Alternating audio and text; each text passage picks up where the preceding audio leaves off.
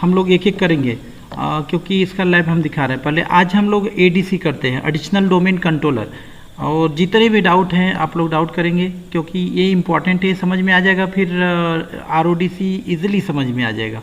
तो इसके लिए सबसे पहले सिनेरियो हमें जानना है और उसके बाद हम दोनों, हमारा ये सर्वर तैयार है, एकदम फ्रेश सर्वर है, कुछ भी हमने नहीं किया है। ताकि मैं फ्रेश इसलिए लेता हूँ क्योंकि पहले से अगर कॉन्फ़िगरेशन करके रखूँगा फिर आपको डाउट रहेगा कि कैसे हुआ होगा, और अगर आपके सामने मैं लैब तैयार करूँगा ना तो फिर आप लोगों को एकदम क्लियर हो जाएगा कि कैसे करना है। उस लेवल से आप लोग भी अपना प्रैक्टिस कर पाएंगे सेम ऐसे। नहीं तो मैं सब कुछ लैब रेडी रखता तो फिर वो 10 to 15 मिनट में हो जाता वो लैब। तो एडीसी हम करने जा रहे हैं, एडीसी एडिशनल डोमेन कंट्रोलर, जो जिसमें क्या करना है, एडिशनल डोमेन कंट्रोलर जो होता है किस लिए होता है, बैकअप के लिए। एडीसी एक हमारा रूट डीसी यहाँ पर है हमारे ऑर्गेनाइजेशन में, मान लीजिए ये रूट डीसी है और यहाँ पर हम बना रहे हैं एडिशनल डोमेन कंट्रोलर। इसका कंप्यूटर नेम है सर्वर का सर्वर 1, सेम एग्जैक्ट जो हमारा लैब है वही सिनेरियो में दे रहा हूँ।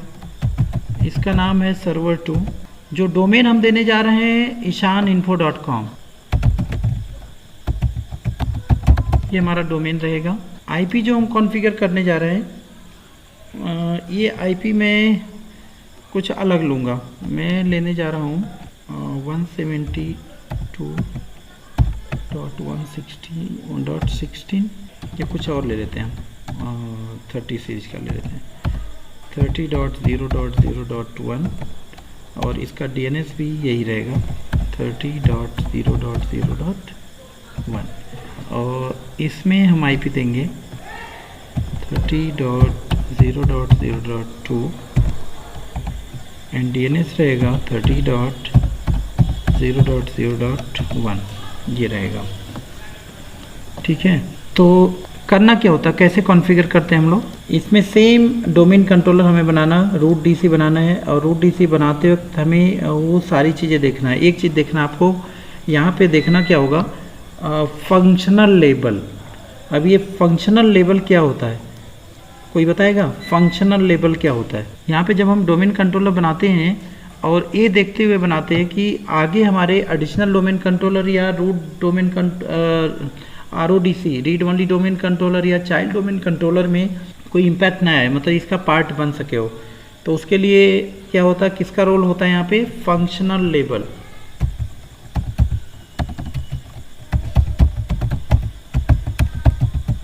तो ये फंक्शनल लेवल क्या होता है, ये दो तरह का फंक्शनल लेवल होता है, forest level and domain level. तो कुछ आइडिया है तो बताइए इसके बारे में, किसी को आइडिया है तो।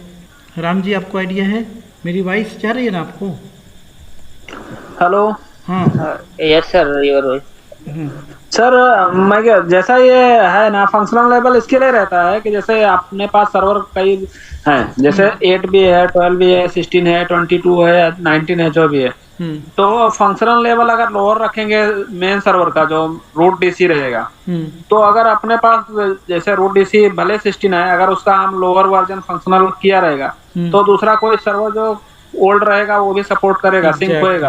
अगर हायर रहेगा तो नहीं हो सकता है, वो हायर रहेगा तो डाउन नहीं कर सकते, डाउन रहेगा तो हायर उसको डोमेन रेज कर सकते हैं sir. Good, very good, good good good good.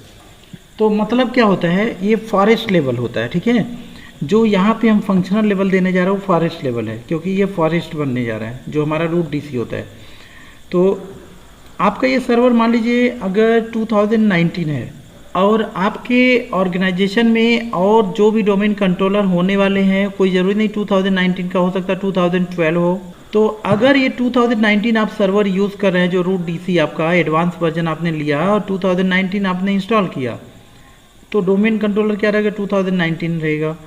अगर फंक्शनल लेवल भी 2019 कर दिया तो होगा क्या प्रॉब्लम, कि आपके जो दूसरे डोमेन कंट्रोलर हैं वो इसके मेंबर बन ही नहीं पाएंगे, इससे जुड़ ही नहीं पाएंगे। ठीक है, ना तो एडिशनल, ना तो चाइल्ड, ना कोई। तो इसलिए जब भी हम डोमेन का, चाहे ये हमारा हाई लेवल क्यों ना हो, 2019 क्यों ना हो, लेकिन फंक्शनल लेवल हम लोअर वर्जन देते हैं, तो 4 लेवल आपको दिखता है वहाँ। ठीक है, जो नेटिव लेवल रहता है, मीन्स जो बेस लेवल है जो इंस्टॉल किए हैं वहाँ से लेके उससे डाउन 4 लेवल दिखाएगा। मतलब 2019 अगर आपने ये सर्वर इंस्टॉल किया है तो यहाँ फंक्शनल लेवल में दिखाएगा आपको 2019, 2016, 2012 R2, 2012 ये दिखाएगा। तो उस केस में अगर आपने फंक्शनल लेवल को 2019 सेलेक्ट किया तो ये सभी आपके आने वाले जितने भी सर्वर रहेंगे सब 2019 ही होने चाहिए। अगर दूसरे आपके 2016 है, 2012 है, तो वो इसके पार्ट नहीं बन पाएंगे। अगर आपने यहाँ पे 2016 चूज़ किया तो ये जो एडिशनल डोमेन कंट्रोलर होगा 2016 रहेगा तब भी चलेगा, 2019 रहेगा तब भी चलेगा, बट 2012 R2 नहीं चलेगा। तो इसीलिए फंक्शनल लेवल हमेशा डाउन में रखते हैं, तो लोअर वर्जन, क्योंकि अगर आपको फ्यूचर में उसको चाहिए अपग्रेड करना, जैसे आपने सभी सर्वर को अपग्रेड कर लिया 2019 ले आया, तो फिर उसको रेस कर सकते हैं, हम उसको इंक्रीज कर सकते हैं कभी भी up to the native level. Native level मतलब जो हमारा बेस में सर्वर इंस्टॉल है, जैसे 2019, ठीक है। तो फंक्शनल लेवल जो होता है उस डोमेन कंट्रोलर में कोई इम्पैक्ट नहीं करता है, बट अदर डोमेन कंट्रोलर के लिए बहुत बड़ा इसका इम्पैक्ट होता है। एक बात जान लीजिए, आप अगर लोअर वर्जन किए तो कभी अपग्रेड कर सकते हैं, उसको रेस कर सकते हैं, बट अगर अपग्रेड कर रखा तो उसको डाउनग्रेड कभी नहीं कर सकते हैं जब तक डोमेन कंट्रोलर को आप अनइंस्टॉल ना करिए, ठीक है। तो ये प्रॉब्लम होता है। तो हमेशा फंक्शनल लेवल जो होता है लोअर वर्जन रखना चाहिए।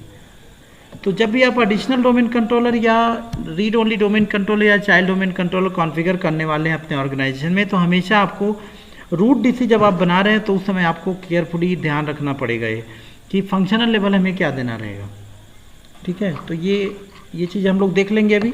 दूसरा चीज़ होता है ग्लोबल कैटलॉग। ग्लोबल कैटलॉग यहाँ पे तो रहेगा ही रहेगा, बाय डिफ़ॉल्ट रहेगा ये।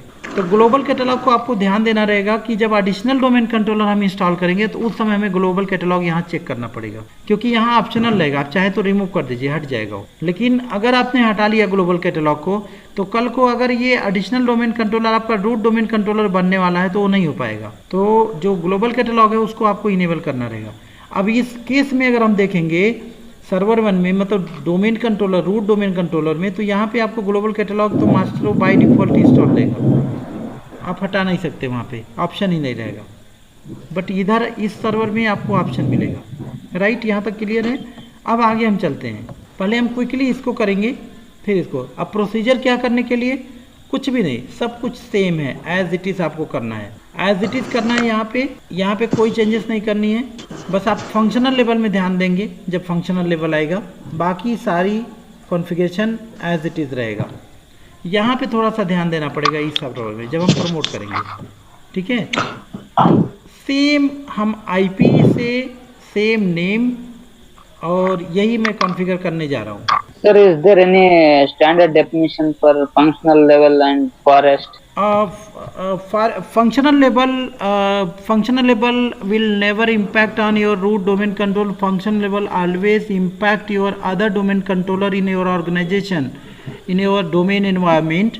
So whenever you are promoting domain controller, server to domain controller, you have to care about the functional level, because functional level once you raise, you cannot downgrade, you can upgrade, can raise anytime without shutting down your server, without any impact it will raise, but it cannot downgrade.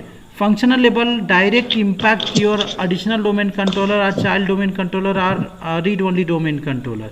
Whatever server version you are using, like 2019 example I am saying, 2019 if you are using, but functional level, when you will get the functional level features, functional level option during the promoting your domain controller. Once you install Active Directory, then you have to, what you have to do, you have to promote your Active Directory to domain controller. Once you promoting your domain controller, that time you will get the option for functional level. 2-3 option you get, DSRM and functional level. So functional level you have to care about. So what, according to you, what should give? Always you should give lower version your functional level. Okay, sir. Like my case, So Nagraj, like my case, I am going to configure this domain controller in 2012 R2.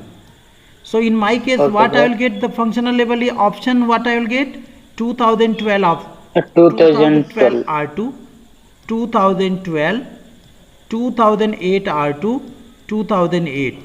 4 level always you will get it. If you are using 2019 here domain controller here 2019, then what you will get 4 level, 2019, 2016, 2012 R2 and 2012. Did you understand? So always yes, you sir, get got 4 it. level. So what you have to select here? Functional level. By default will be native. Native means what you have installed in base, means 2012 R2 if you have installed, by default it will check 2012 R2 as functional level. But you have manually you have to down this, okay? Select downgrade. Okay. Yes. Did you understand? Oh, yes, sir, I understand. So, sir, what is difference between forest level and domain level? Both are same or different? No, different. Forest level, see, just you give forest level, domain level automatic will be listed there. If you give forest level 2000, see, suppose I have installed 2019 and I have given forest level 2016. Then just you go domain and you will check domain level, you will have two options, 2012 R2 as well as 2016. You will not get 2019. Lower version. Yes, you will not get lower version. Yes, right. Okay. Okay, sir. Okay, sir. So domain forest level means that we impact for this server, and domain level for your other domain controller in your environment. I will show you. Now once I Okay, promote, sir. I am going to promote this and I will show you that time. Okay. Okay. So let's start our lab. And yes, after doing this, what impact you are going to get? Okay, let's once finish this, then we'll discuss about this. What impact we are going to do after finishing this lab? What you will able to see, whatever user group, whatever active directory object you are creating in root DC, that direct impact, direct replicate to additional domain controller. Means I have created one user, that user will replicate it to additional domain controller. You created 3 group, the group will replicate it to organizational unit. Whatever you do in this server, that will be replicated to, direct replicated to additional domain controller. And in case of additional domain controller, if you create any user or any object in additional domain controller, that also will replicate to root domain controller. But the speed of replication will be root domain controller will be faster than additional domain controller. Means if you create any user, that quickly will replicate to additional domain controller, but if you create any active directory object in additional domain controller, that will take little more time to replicate and update in root domain controller. The reason why, because in case of additional domain controller doesn't have any function, any for this FSMO role. FSMO role is getting copied from duplicating from the root domain controller. So master global catalog and schema master, this where you will get that function you will get in only root domain controller. So you can see the speed of replication. You create a user in root DC, that quickly will replicate to additional domain controller in second. It will not take even minute. But if you create any user in additional domain controller, you can see you have to do lot of stuff. You have to refresh, sometime you have to restart the server, then only it will be replicated to root domain controller. Okay, so that we are going to check that by practical. And also I will show you FSMO role. Ramji already this practical he has done this practical. Okay, चलिए शुरू करते हैं. बहुत simple है, बहुत easy है. विकास sir. Yes sir. आपको कोई डाउट नहीं ना है? नहीं सर, कोई डाउट नहीं अभी. Okay good. तो शुरू करते हैं सर. ठीक है. Okay sir. तो ये हमारा सर्वर है, इसको हम रूट डोमेन कंट्रोलर बनाने जा रहे हैं, इसको हम एडिशनल डोमेन कंट्रोलर बनाने जा रहे हैं सर्वर 2 को. ठीक है, सर्वर 1 रूट डोमेन कंट्रोलर. तो मैं अब शुरू कर रहा हूँ लाइव. मैं फास्ट करूँगा, जहाँ पे आप लोगों को डाउट होगा तुरंत हमें इंटरप्ट करेंगे, मैं रुक जाऊँगा, नहीं तो मैं फास्ट करूँगा थोड़ा सा. राम जी ये मिनिमाइज नहीं होता है क्या? What is my computer name for server 1? Let me check CMD and host name. It is server 1 only. Good. It is server 2. Okay. तो अब IP देख लेते हैं. अभी IP ये ले रहा ISP से. तो हम लोग क्या करते हैं, स्टैटिक IP CPA.cp एकदम बिगनिंग से मैं कर रहा हूँ लैब, और फास्ट करता जाऊँगा. जहाँ भी आपको डाउट रहेगा तुरंत हमें स्टॉप कर देना, अदरवाइज मैं कंटिन्यू रहूँगा. So because if you want to promote domain controller, you have to give static IP, and मैंने दे रखा है 30.0.0.1 for root DC. DNS also will be same. ये राइट। और बिना टाइम वेस्ट किए हम क्या करेंगे, इसमें एक्टिव डायरेक्टरी इंस्टॉल कर देंगे। अभी ये लिया नहीं है,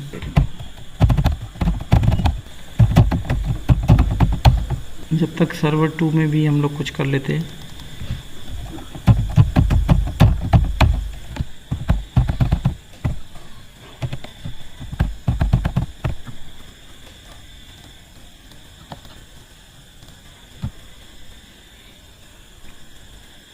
राम जी, आपने जो ये इंस्टॉल किया किस सर्वर पे किया, 2012 या 2016 या 19?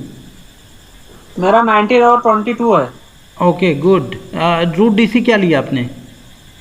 रूट डीसी 16 लिया था। और इसका एडिशनल एडीसी लिया था आप 19। हाँ, एडीसी को 19 लिया था और सीडीसी को 22। ओके 22 लिया है। 22 काम कर रहा है बढ़िया से? हाँ कर रहा है सर। बड़ा जीबी, कितने जीबी का आ रहा है इमेज? मेरे पास होगा इमेज उसका। तो 4.5 GB का शायद है। नहीं यार, नहीं 4.5 GB नहीं, 6 GB का है कम से कम। नहीं, मैं बताता हूँ कल आपको, मेरा इधर है डाउनलोड करके अरे है मेरे पास है इमेज। ये देखिए ये हो गया। तो कितना जीबी रैम दिया था उसके लिए? 1 GB शायद या 2 GB दिया है। क्या बात है, 1 GB में डोमेन कंट्रोलर प्रमोट कर लिए। चल रहा है। गजब। ये वर्चुअल में ही पॉसिबल है, लेकिन फिजिकल में तो रोएगा वो। हाँ एकदम नहीं चलेगा ही नहीं, रोएगा नहीं, प्रमोट ही नहीं हो पाएगा। चलिए अभी यहाँ पे मैं प्रमोट करता हूँ इसको। हाँ, यहाँ पे हमें क्या करना है, ये देखिए दिस इज़ फॉरेस्ट राइट, तो ये देना है। अभी एडिशनल डोमेन कंट्रोल जब दूसरा सर्वर में प्रमोट करेंगे तो उस समय हमें ये ऑप्शन नहीं देना रहेगा, ध्यान देना इस चीज़। ये रहा फंक्शनल लेवल, देखिए यहाँ पे forest and domain functional level. अब हम यहाँ पे 2000 देखिए 4 लेवल यहाँ दिखाई दे रहा है, 2008, 2008 R2 एंड ये। अगर हम यहाँ पे फॉरेस्ट लेवल में 2012 दे रहे हैं, अभी अगर हमने 2012 दिया, 2012 ऑलरेडी बाय डिफ़ॉल्ट जो लेटेस्ट रहता है वो रहता है, तो यहाँ पे हमारे पास कोई दूसरा ऑप्शन नहीं है। और अगर हम यहाँ पे दे रहे हैं 2012, तो यहाँ पे 2 ऑप्शन है। यहाँ पे डाउन हम दे रहे हैं तो यहाँ पे ये ऑप्शन रहेगा, ठीक है। ये तो डाउन ही दे देते हैं, तो ये प्रॉब्लम है, ये डोमेन के लिए रहने दीजिए इसको एज इट इज़। तो अभी अगर हमारे पास है तो हम रहने देंगे, लेटेस्ट ही अगर सारा करना है तो रहने दो आप, एज इट इज़ रहने दो। और यहाँ पे देखिए ग्लोबल कैटलॉग जो है ये हम अनचेक नहीं कर सकते हैं, ये मास्टर है देखिए, यहाँ पे आप हटा नहीं सकते इसको। लेकिन एडिशनल डोमेन कंट्रोलर में अभी मैं आपको दिखाऊंगा, वहाँ पे आप चाहेंगे तो इसको हटा सकेंगे, ठीक है। ये हो गया क्लियर। डीएनएस जो है होता है, डीएनएस आप चाहें तो हमेशा ऑप्शनल रहता है किसी सर्वर के लिए भी, क्योंकि डीएनएस आपके पास ऑप्शन होता है, चाहे तो आप इसी सर्वर में रखें या तो सेपरेट सर्वर रखें डीएनएस के लिए। तो ज़्यादातर ऑर्गेनाइजेशन में अगर आप कोई तकलीफ नहीं चाहते, कोई प्रॉब्लम नहीं चाहते हैं कि ऑटोमेटिक ये इंटीग्रेटेड हो जाए हमारे एक्टिव डायरेक्टरी से, तो उसी सर्वर में इंस्टॉल करिए तो कोई प्रॉब्लम नहीं होता है, नहीं तो बड़े झिलाता है ये डीएनएस। अगर हम गूगल की बात करें, गूगल के पास सारे जितने डीएनएस सर्वर सब सेपरेट। तो ये हो गया। और अब हम क्या करते हैं इनको, ये डीएसआरएम है, देखिए डीएसआरएम क्या होता है, डीएसआरएम के बारे में बताइए। जो मैं पासवर्ड दे रहा हूँ, ये डीएसआरएम पासवर्ड क्या है? ये सर एडमिन पासवर्ड, सर इससे अपना वो एंटीडीएस में जो भी डेटा रहता है उसका बैकअप और रिकवरी के लिए रहता है सर। एग्जैक्टली, ये एडमिनिस्ट्रेटर पासवर्ड नहीं है Nagaraj, it's not administrator password, it's a backup password. If you are taking a backup ना, सर्वर बैकअप, तो जब आप रीस्टार्ट करते हैं ना, जब रीस्टोर करना होता है, whenever you restore the backup then you have to log in DSRM mode. आपको क्या करना रहता है, F8 प्रेस करना रहेगा, वहाँ पे डीएसआरएम मोड रहेगा, उस मोड में जाएंगे तब उस समय ये पासवर्ड लगेगा। तो this password can be as it is your user password, otherwise you can give different password. मतलब आप सेम पासवर्ड रख सकते हो या अलग से कोई पासवर्ड दे सकते हो, इसका कोई प्रॉब्लम नहीं है। मतलब कोई जरूरी नहीं लॉगिन पासवर्ड जो वही पासवर्ड रहे, ये अलग पासवर्ड दिया जा सकता है। बट मैंने कॉमन दिया ताकि याद रहे। और मैं इसको नेक्स्ट कर दिया, ये डेटाबेस हमारा हो गया, इंस्टॉल करें, रिस्टार्ट। अगर सेशन रिमूव होता तो बताइएगा आप लोग। मुझे लग रहा 10 मिनट का अलर्ट दे रहा था। राम जी, इसका कोई सोल्यूशन नहीं है कि ये सेशन टर्मिनेट हो रहा है जो, इसको टर्मिनेट होने हाँ। से पहले रिलीज वो कर दिया जाए, रिन्यू कर दिया जाए, ऐसा नहीं है ऑप्शन? नहीं सर, वैसा रहेगा तो कोई क्यों खरीदेगा सर लाइसेंस सही वाला। बात। मैंने वो सोचा बंद करके ही चालू करना पड़ेगा। मैंने सोचा कोई जुगाड़ है इसका, कोई क्रैक वगैरह नहीं जुगाड़ सर, नहीं है ना? क्रैक वाला अभी तक तो मिला नहीं। ये ऑनलाइन है ना, इसके लिए ऑफलाइन रहता तो क्रैक चलता था। फिर भी सर्च करते देखते कोई है क्या। जैसे टीम व्यूअर का इंटरनल नेटवर्क में विदाउट इंटरनेट का भी टीम व्यूअर के थ्रू रिमोट ले सकते हैं। किसका किसका? टीम व्यूअर जैसे यूज करते हैं ना सब लोग, हाँ तो हाँ एक ही इंट्रानेट में है, अगर एक ही नेटवर्क में सभी पीसी, बिना इंटरनेट का भी किसी भी पीसी का रिमोट ले हाँ, सकते हैं वो तो टीम व्यूअर लैन के थ्रू। लैन के द्वारा कर सकते हैं, नेटवर्क में होना चाहिए। नेटवर्क हम ऑफलाइन अगर कोई क्लास लेते हैं तो उसी पे लेते हैं वैसे ही। एक स्क्रीन हम क्या करते हैं, शेयर कर देते हैं सब लोग अपने उसमें, लाइन पे ही, उसमें इजी रहता है। कोई सब्सक्राइबर था हमारा, वो बार बार कमेंट कर रहा था कि इसके क्रैक का वीडियो बनाए, क्रैक का वीडियो बनाए। मैंने उसको कौन सा बोला, क्रैक? हाँ किसके सिंपली लिए? हर सॉफ्टवेयर का बोलता, फोटोशॉप कैसे क्रैक करना, विंडो कैसे क्रैक करना। मैंने उसको और मैंने हिंट किया कि अरे यार चैनल पे हम नहीं बना सकते इसका वीडियो। वो स्ट्राइक आ जाएगा, आपका चैनल ब्लॉक हो जाएगा। हाँ, मैंने कहा चैनल पे नहीं बोल सकते, तुम हमारे इंस्टाग्राम पे कॉल करो, यहाँ पे मत बात करो इसका।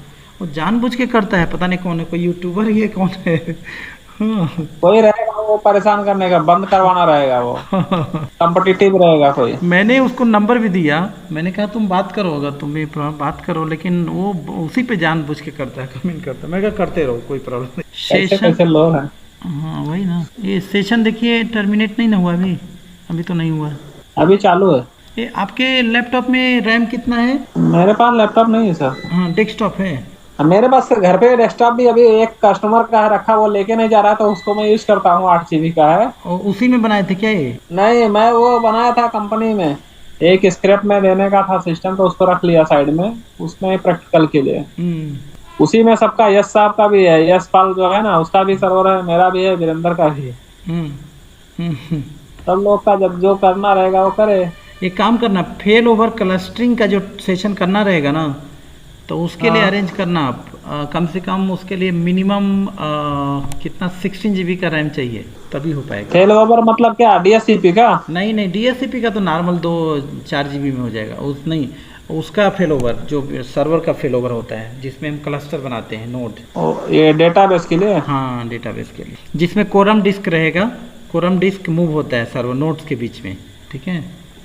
तो उसके लिए मिनिमम 4 सर्वर टर्न ऑन होना है, और मिनिमम 16 GB रैम होना है। 12 GB रहेगा तब भी हो जाएगा, लेकिन बहुत टाइम लगेगा। कर लेंगे तो हो जाएगा, डेस्कटॉप है। नहीं तो जिसका नहीं होगा तो क्या करिए आप लोग, क्या करना, टीम व्यूवर से मेरा सर्वर ले पाएंगे, RDP ले। एट ए टाइम एक ही बंदा ले पाएगा ना? हाँ, एक लोग कर सकते हैं। और सर जो रिमोट वैसा नेट के थ्रू इनेबल करते हैं VPN के जैसा सर्वर में, वो कैसा रहता है? उसके लिए RDP, उसके वो भी सही है, उसके लिए RDP क्रिएट करना पड़ेगा ना, उसके लिए RDP करना पड़ेगा हमें। 4-5 तो फ्री में बनता है ना? हाँ 5 रहता है, तो 5 किसके लिए रहेगा, लाइसेंस लिए रहेंगे तब ना रहेगा। हाँ चलिए देखिए, अभी एक बग है मालूम है सर्वर में, इसका अभी तक कोई वो नहीं मिला है। क्या मालूम है? देखिए हमने DNS का IP दिया था ना, ये DNS का IP चेंज हो गया होगा। देखिए यहाँ ये ले लेता है, तो एक नहीं, आपने नीचे में सेट किया था सर, नहीं तो नहीं होता है। नहीं चेंज किया था मैंने, दिया था, ये ऑटोमेटिक चेंज हो जाएगा, आप देखना करके। एक बार तो दोबारा आपको देना पड़ता है, लूप बैक ले लेता है, वर्चुअलाइजेशन में ले लेता है। आप जो किए होंगे उसमें नहीं लिया होगा, लिया तो जरूर होगा, आपको मालूम नहीं चला होगा, इसलिए क्योंकि DNS का IP और सर्वर का IP एक ही दे रखे हैं, इसलिए आपको इम्पैक्ट नहीं पड़ा होगा। और हम भी अभी यहाँ चेंज नहीं करते तब भी हमारा काम चल जाता, ठीक है। लेकिन रियल में क्या होता है, वो DNS अलग हो सकता है IP, तो इसलिए मैं बता रहा हूँ, कभी भी वो ऐसे आके एक बार चेक कर लेना चाहिए। इसका आंसर अभी माइक्रोसॉफ्ट के पास भी नहीं है कि क्यों ये चेंज होता है, ठीक है। लूप बैक का? हाँ, ये क्यों एक बार से अब दोबारा नहीं होगा, जैसे मैंने आके मैनुअली एक बार दे दिया ना, अब दोबारा ये चेंज नहीं होगा, ठीक है। लेकिन जब प्रमोट, हाँ आफ्टर प्रमोटिंग, एक बार जब प्रमोट करते हैं तो ये चेंज हो जाता है। सेशन हमारा एंड हो रहा है, मैं वो करता हूँ, आपको कॉल करता हूँ। Yes sir. हाँ आ गए हैं, नागराज भी हैं, सब लोग हैं, 3 ही लोग जुड़े हैं क्या अभी? तो देखिए हमारा रूट DC तैयार है, और इसको दिखा देते हैं हम आपको, CMD, और कमांड देना क्या है, netdom query FSMO, ये कमांड है। चेक करने के लिए फंक्शनल लेवल, ठीक है। ये कमांड लिख लीजिए, how to check the functional level. Functional role जो होता है ना हमारा, ये पांचों रोल आपको दिखेगा यहाँ पे, schema master, domain naming master, PDC, RID and infrastructure master, ये सभी। अभी ये सारा रोल कहाँ पे, सर्वर 1 के पास। सर्वर 1 हमारा यही है ना, server1.ishaninfo.com। अब हम एडिशनल डोमेन कंट्रोलर यहाँ पे बनाने जा रहे हैं और वहाँ पे देखेंगे कौन सा रोल रहता है, ठीक है। तो एडिशनल डोमेन कंट्रोलर बनाने से पहले हम देखते हैं कम्युनिकेशन हो रहा है कि नहीं दोनों कंप्यूटर में, तभी हो पाएगा। चलिए तब तक हम इंस्टॉलेशन तो लगा देते हैं, एक्टिव डायरेक्टरी इंस्टॉल होगा तब तक हम लोग कम्युनिकेशन चेक कर लेंगे। तो यहाँ जाके, क्योंकि रोल इंस्टॉलेशन में कम्युनिकेशन का कोई रोल नहीं है, तो रोल इंस्टॉल कर लेते हैं यहाँ से, और जब तक हम लोग कम्युनिकेशन चेक करते हैं। सो पिंग 30.0.0.2 कम्युनिकेशन। सर एक बार चेक कीजिएगा, क्या मुझे लग रहा है अभी यहाँ पे ज्यादा लोग कोई आया नहीं है अभी, ना तो नागराज दिखाई दे रहा है मुझे, हाँ और ना राम जी दिखाई दे रहे हैं। नहीं, मैं हूँ सर। राम जी हो? हाँ ओके राम जी हैं, और नागराज हैं? नागराज थे, निकल गए, पता नहीं क्यों, क्या हुआ। हाँ नागराज को एडमिट कर दिया, आ गए नागराज। अच्छा नागराज एडमिट करना पड़ रहा है क्या सर? हाँ वो वहाँ पे एक ऑप्शन रहता है सेटिंग में, वो कर देंगे इनेबल, जब भी बनाते हैं ना हाँ। तो एडमिट नहीं करना पड़ेगा, अपने आप कभी भी ज्वाइन हो जाएगा। तो जो हमने बना रखा है इसमें कोई फिर से नहीं हो पाएगा? उसी में होता ना, एडिट करने का ऑप्शन रहता है ना। अच्छा ठीक है, कल कर लेते। I am joint sir. अब देखिए एडिशनल डोमेन कंट्रोलर कैसे बनाते हैं। हमने अभी तक कोई डाउट तो नहीं होना चाहिए आपको। मैंने क्या किया इसमें, सर्वर 1 में sir here warning showing. Yes Nagaraj, yeah please tell me. Here warning showing promote now it is warning symbol is showing near to manage. हाँ here ना। Now yes sir. No, this is not warning. Need to promote. This is notification. Says means still what we have just installed the Active Directory services. Now what we have to do, we have to promote to domain controller. Promote sir. Okay. Yes. And now I am going to promote as additional domain controller. So just click here, and here which option you have to select it. You have to understand this. तो कौन सा option select करेंगे बताइए, first, second या third? First वाला। Third one sir. First वाला sir, first वाला। First वाला क्यों, सेकंड नहीं करेंगे, क्यों नहीं इसको करेंगे बताइए? एग्जिस्टिंग में कर रहे हैं ना सर अपने को। एग्जिस्टिंग सेकंड वाला चाइल्ड बनाना रहेगा तो यूज होगा। अरे एग्जिस्टिंग में ही कर रहे हैं हम लोग, एग्जिस्टिंग में ही कर रहे हैं, बट नया डोमेन नहीं क्रिएट कर रहे हैं हम लोग। यहाँ देखिए ऐड अ न्यू डोमेन बोल रहा है, ठीक है। हम लोग add a domain controller to an existing forest, है ना, एग्जिस्टिंग डोमेन हम लोग ऐड कर रहे हैं डोमेन को, ना कि न्यू क्रिएट कर रहे हैं। न्यू कब करते हैं, जब हम चाइल्ड डोमेन को बनाते हैं, ठीक है। तो ये ऐड डोमेन कर रहे हैं हम एग्जिस्टिंग अपने डोमेन में, ठीक है। यस। तो यहाँ पे हमें क्या है, पेरेंट हमारा डोमेन क्या है, ishaninfo.com, ishaninfo.com ये है। और इसको आप सेलेक्ट कर लो, मतलब ये ऑथेंटिकेट करना है कि ये वैलिड है या नहीं, वैलिडेट करना है यहाँ। तो इसके लिए आपको रूट डोमेन कंट्रोलर का पासवर्ड मालूम होना चाहिए, यूज़र एंड पासवर्ड। तो एडमिनिस्ट्रेटर @ishaninfo.com ये रहेगा, और पासवर्ड इसका हम डाल देते हैं सर .com ना सर। हाँ .com ना, ishaninfo.com। अच्छा डॉट मिस हो गया ना, info.com। अब सही है ना, ओके। ishaninfo. ये देखिए अभी यहीं पे मालूम हो जाएगा, सब कुछ सही है तो यहाँ आएगा, नहीं तो नहीं आएगा। इस जगह पे आ गया, मतलब सही है, आ गया। अगर कनेक्टिंग नहीं रहेगा तो यहाँ आएगा नहीं, एरर आ जाएगा, ठीक है। विकास सर समझ में आ रहा है, कोई डाउट नहीं ना यहाँ तक? No sir. हमने क्या किया, यहाँ पे पेरेंट डोमेन को हमने दिया जो हमारा रूट डीसी है, ठीक है। और हमने सेलेक्ट क्यों किया, हम चेक करने के लिए कि वैलिडेट हो रहा है कि नहीं, उससे कॉन्टेक्ट है कि कॉन्टेक्ट में है कि नहीं है। अगर कॉन्टेक्ट में नहीं रहता डीएनएस या जो भी है सर्वर से, तो यहाँ पे आता नहीं है, ठीक है। तो ओके कर दिया, आ गया, डन हो गया। नीचे का चेंज क्यों है, नीचे का चेंज किस लिए?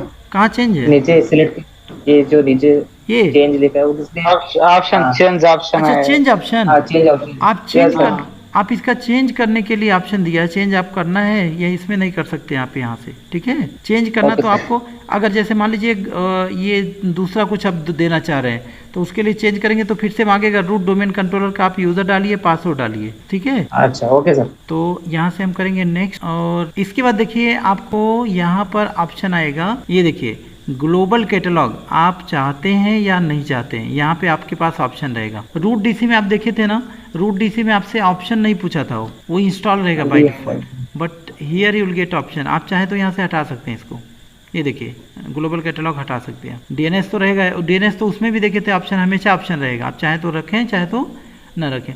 But global catalog root DC में मास्टर रहता है, वो नहीं हटेगा, बट इसमें आप चाहो तो हटा दो। लेकिन क्या होगा, हटा देंगे तो फिर कभी अगर हमारे एडिशनल डोमेन कंट्रोलर को रूट डोमेन कंट्रोलर बनाना हुआ तो नहीं बन पाएगा उस केस में, ठीक है। तो इसलिए हमेशा इसको इंस्टॉल कर देना चाहिए, चेक कर दीजिए, ठीक है। और यहाँ पे ये कर रहा है रेप्लिकेट कहाँ से हो रहा है आपका, तो बाय डिफ़ॉल्ट जो रहेगा वो उससे हो जाएगा। DSRM इसके लिए DSRM, तो इसका भी DSRM हम दे देते हैं, बस बाकी सब सही है। यहाँ रेप्लिकेट किससे होगा, किस सर्वर से, एनी डोमेन कंट्रोलर, एक ही हमारे पास होगा ही, अगर कई है तो आप यहाँ से देना है। कई का मतलब क्या हो सकता है मालूम है, अगर मान लीजिए आपके पास चाइल्ड डोमेन कंट्रोलर है तो एक चाइल्ड डोमेन कंट्रोलर का भी हम एडिशनल डोमेन कंट्रोलर बना सकते हैं, ठीक है। एडिशनल डोमेन कंट्रोलर क्यों बनाते हैं, बैकअप के लिए। तो अगर आपके पास चाइल्ड डोमेन कंट्रोलर तो उसका भी इसलिए यहाँ पे दिया है कि रेप्लिकेशन किस डोमेन कंट्रोलर से करना है। अगर कई सारे डोमेन कंट्रोलर यहाँ पे हैं तो उसके लिए दिया ऑप्शन है, तो एनी कर देंगे। अभी तो हम कर सकते हैं एनी करिए या तो इसको सेलेक्ट कर दीजिए। बट अगर कई डोमेन कंट्रोलर है तो आपको वहाँ प्रॉपर सेलेक्ट करना पड़ेगा किस डोमेन कंट्रोलर का आप ये एडिशनल डोमेन कंट्रोलर बनाना चाहते हैं। तो फिलहाल हमारे पास एक ही डोमेन कंट्रोलर है यहाँ पर, ये हमने दे दिया। हाँ सर, जैसे इधर से तो कर सकते हैं, अगर ये रोमिंग एरिया में है और इसको एडिशनल बनाना है, हाँ ये इंस्टॉल फ्रॉम मीडिया है, ये कैसे होगा, वो इसका जो DSRM है उसका बैकअप लेके इसमें डायरेक्ट CD के थ्रू इंस्टॉल कर सकते हैं। नहीं समझा मैं, कैसे कैसे ये इंस्टॉल फ्रॉम मीडिया है ना ऊपर जो स्पेसिफाई इंस्टॉल फ्रॉम मीडिया, हाँ IFM, हाँ, ये अगर DC को इसके साथ सिंक करवाना, DC का जो है पूरा यहाँ पे, हाँ उसका बैकअप यहाँ पे स्टोर करना है तो CD के थ्रू डायरेक्ट यहाँ पे रिस्टोर कर सकते हैं ना। हाँ कर सकते हैं, लेकिन इजी नहीं रहता। वो कब जरूरत पड़ता है मालूम है, जब इंसिडेंटली जब हमारा क्रैश हो जाता है, कौन सा, रूट DC, ठीक है। और अभी तक हमने क्या नहीं किया है, जब अगर मान लीजिए आप प्लानिंग के साथ अगर करेंगे कि हमें रूट DC को एडिशनल डोमेन कंट्रोलर में क्रिएट करना है, एडिशनल डोमेन कंट्रोल को रूट DC बनाना है, क्यों, क्योंकि हमारा जो रूट DC है वो जाने वाला है, मतलब कुछ प्रॉब्लम आ रहा है उसमें। अगर पहले से आपके पास प्लानिंग है तब तक आप पूरा रेडी होके क्या करेंगे, स्कीमा मास्टर को, डोमेन नेम मास्टर, सभी रोल को आप क्या करेंगे, ट्रांसफ़र कर लेंगे और उसके बाद वो रूट DC बन जाएगा। फिर आप बैकअप रेडी कर लीजिए सब कुछ और इस सर्वर को हटा के दूसरा सर्वर डाल दीजिए। लेकिन इंसिडेंटली अगर सडनली बिना आपको जाने हो गया, गड़बड़ हो गया, तो उस केस में अगर आपके पास रहता तो उस केस में हम क्या करते हैं, रूट DC बनाने वो करते हैं, रीस्टोर, मतलब उसको हम एक्टिव सर्वर बनाते हैं, ठीक है। तो बड़ा लेंदी प्रोसीजर होता है उस केस में। उस केस में आपके पास CD और मीडिया का ये यूज़ करना पड़ता है, नॉर्मली नहीं हो पाता है क्योंकि ट्रांसफ़र ही नहीं हो पाएगा। वो सर्वर अगर आपका डेड हो गया रूट DC, तो आप कैसे रीस्टोर करें, कैसे ट्रांसफ़र करेंगे रोल को, मैनुअली ट्रांसफ़र नहीं कर पाएंगे ना। अभी हम ट्रांसफ़र करके दिखाते हैं, इसमें देखना ईजिली ट्रांसफ़र कर लेंगे हम लोग, ठीक है, क्योंकि दोनों सर्वर हमारा चल रहा होता है। लेकिन अगर डेड हो गया है रूट DC तो उस केस के लिए क्रिटिकल होता है, वहाँ पे यूज़ करते हैं हम लोग। तो इसका इंस्टॉल फ्रॉम मीडिया का यूज क्यों होता है, किस लिए, उस तभी तो बोल रहे हैं, उसी के लिए यूज़ करते हैं हम लोग उस समय, ओके, ठीक है। तो उसके लिए पूरा जैसे बैकअप पहले लेके रखना पड़ेगा, हाँ पूरा रखना पड़ेगा। तब वो इंसिडेंटली के लिए अगर आपको डाउट है कि अगर ऐसा हो सकता है कुछ केस हमारा, तो उस केस में हम रखते हैं इसका, ठीक है। इंसिडेंटली अगर जाता है तो उसके लिए हम रिस्टोर करते हैं, उस समय ये ज़रूरत पड़ेगी, वैसे नहीं ज़रूरत पड़ेगी। और ये देखिए रेप्लिकेशन मैंने दे दिया और यहाँ से हमने क्या कर दिया, नेक्स्ट कर दिया, ये डेटाबेस हमारा क्रिएट हो गया। सर्वर 1 में आते हैं और अपने active directory users and computer में और चेक करते हैं डोमेन कंट्रोलर यहाँ पे आया कि नहीं। तो this is our domain and domain controller यहाँ चेक करिए, देखिए अभी एक ही डोमेन कंट्रोलर दिखा रहा है, अभी एक ही डोमेन कंट्रोलर यहाँ दिखा रहा है, ओके। तब तक हम लोग क्या करते हैं, जब तक ये रीबूट होगा ये सर्वर, जब तक हम लोग क्या करते हैं, यूज़र बना लेते हैं, कुछ यूज़र इसमें बनाते हैं रूट DC में। और जब ये रूट ये हो के आएगा तो फिर हम लोग देखेंगे वो यूज़र आ गया होगा उसमें ऑलरेडी, ठीक है, या पूरा लॉगिन हो जाता तभी बनाते हैं। रुकिए, ये हमारा एडिशनल डोमेन कंट्रोलर रेडी हो चुका एज इट इज़। आपको देखने में यहाँ देखो, ये जब लॉगिन हम कर रहे हैं ईशान इन्फो एडमिनिस्ट्रेटर सब कुछ वैसा ही रहेगा, ठीक है। अंतर आपको जाके कहाँ दिखेगा, मैं दिखा रहा हूँ। अब यहाँ पे सबसे पहले मैं आपको डिफरेंस से दिखाता हूँ। ये देखो, ये AC के पास रोल रहेगा, CMD में जाना है और ये कमांड याद कर लीजिए आप लोग, नेट डॉम ये कमांड Net प्लीज DOM। याद करिए, लिख लीजिए कहीं पे, नेट डॉम क्वेरी FSMO, इस कमांड को एकदम याद कर लीजिए, ठीक है। तो सर याद हो गया, आपने कल ही बताया, 2 दिन बता चुके आप। गुड। और दूसरे में भी हम ये कमांड देते हैं, नेट डॉम क्वेरी FSMO, ये देखिए यहाँ पे। अब दोनों में देखिए, आपको देखना है कि एक ही रोल रहेगा। यहाँ देखिए ये सारे रोल किसके पास है, सर्वर 1 के पास, दिख रहा है ना, यहाँ पे सर्वर 1 के पास सभी रोल है।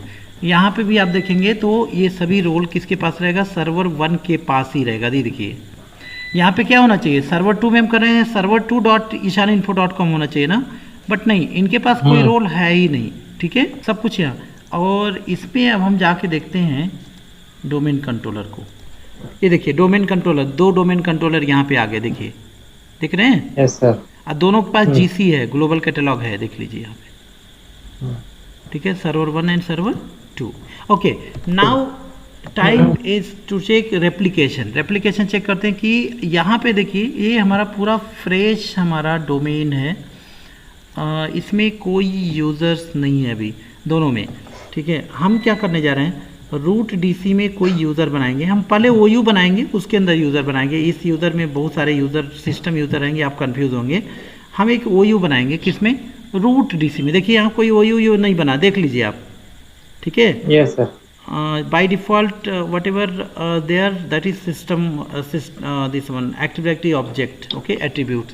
तो हम क्या करने जा रहे हैं, सर्वर 1 में एक OU बना रहे हैं। How to create OU, just right click on your domain, new and organizational unit, okay. Unit ये जो होता है ना, इसको अगर अनचेक कर देंगे तो इजीली उस OU को डिलीट किया जा सकता कभी भी। और अगर इसको हमने टिक लगा दिया है तो इजीली वो OU को डिलीट नहीं किया जा सकता है। डिलीट तो होगा लेकिन दूसरे तरीक़ा से, नॉर्मली नहीं डिलीट होगा, ठीक है, ये ध्यान रहे। तो अगर टेम्प्रोरी आपको बनानी तो आपको अनचेक करके रखना चाहिए इसको, लेकिन परमानेंटली अगर करना है तो आप इसको चेक करके रखिए। तो फिलहाल मैं अनचेक करता हूँ। हाँ, ये भी पॉसिबल है, अगर आपने चेक भी करेगा तभी डिलीट होगा, बट नॉर्मली डिलीट नहीं होगा, उसका दूसरा तरीका रहेगा, वो बताएंगे आपको, ट्रबल शूटिंग का भी बता देंगे। तो अभी हम फिलहाल इसको कर रहे हैं क्या, अनचेक, और ओके कर दिए। ये यूज़र, बल्क यूज़र बनाने के लिए आपको पावरशेल का कमांड मैं दूंगा कि बहुत सारे मल्टीपल यूज़र को कैसे क्रिएट करना है, ठीक है, बाद में हम आपको देंगे उसको कि ऑटोमेशन कैसे यूज़ करते हैं। अभी तो मैनुअली आप क्रिएट करो। मैनुअली हम यहाँ पे दे दे रहे हैं राज, सिंपली चेक करने के लिए हम कर रहे हैं, ठीक है।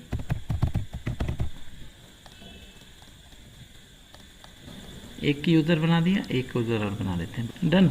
2 यूज़र हमने बनाया। और जस्ट आप एडिशनल डोमेन कंट्रोलर में जाइए और इस सर्वर को रिफ्रेश कर दीजिए एक बार, सिंपली रिफ्रेश, या इसको आप बंद करके, इसको क्लोज करके ओपन करिए। आपको यहाँ पर OU मिलेगा, ये देखिए DSC बैच 4, हमने इसमें नहीं बनाया था। Yes sir. देखिए रेप्लिकेट हो रहा है कि नहीं। हाँ, फाइन सर, फाइन। और अब हम बिल्कुल क्या करेंगे, हो गया रेप्लिकेट। हाँ, क्विकली रेप्लिकेट हो गया।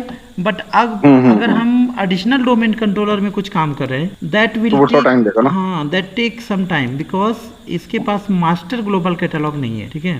तो हम यहाँ पे क्या कर रहे हैं, ICNT, ये देखिए यहाँ पे बना दिया हमने।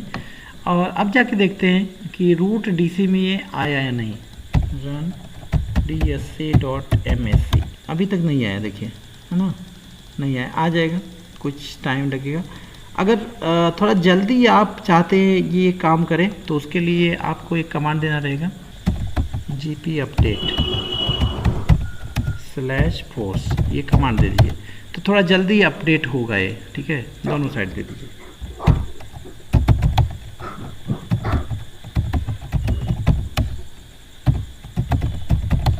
नॉर्मली ये 10 मिनट, 5 मिनट, 10 मिनट में हो जाता है। आ गया सर, आ गया। आ गया, कहाँ आ गया?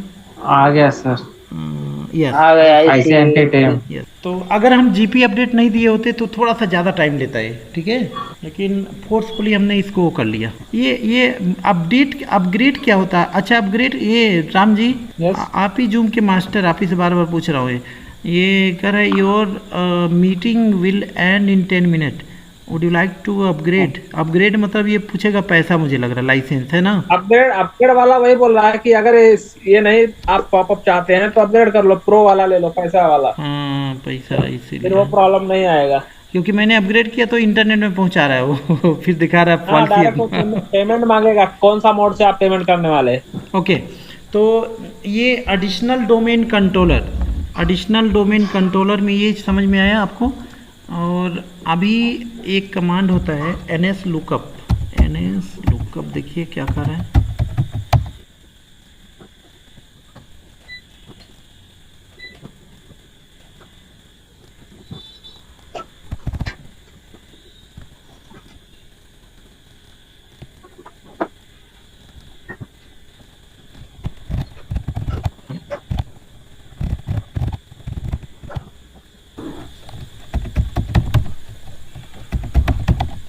ठीक है, तो एडिशनल डोमेन कंट्रोलर बस इतना ही वो करते हैं। ठीक है, ट्रांसफरिंग का दिखा दें क्या? ट्रांसफरिंग का, how to transfer the role.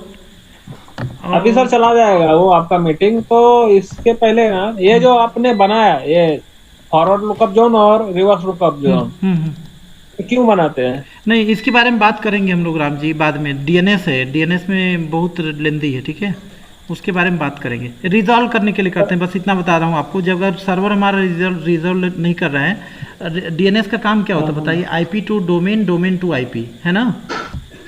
Yes, resolution करने, ट्रांसलेट करने के लिए। तो अगर ये रिजॉल्व नहीं हो रहा है तो मतलब एक ही काम कर रहा है आपका, चाहे आईपी काम कर रहा है या डोमेन काम कर रहा है, दोनों में अगर काम कराना तो इसको हमें कॉन्फ़िगर करना रहता है, फॉरवर्ड एंड रिवर्स लुकअप दोनों।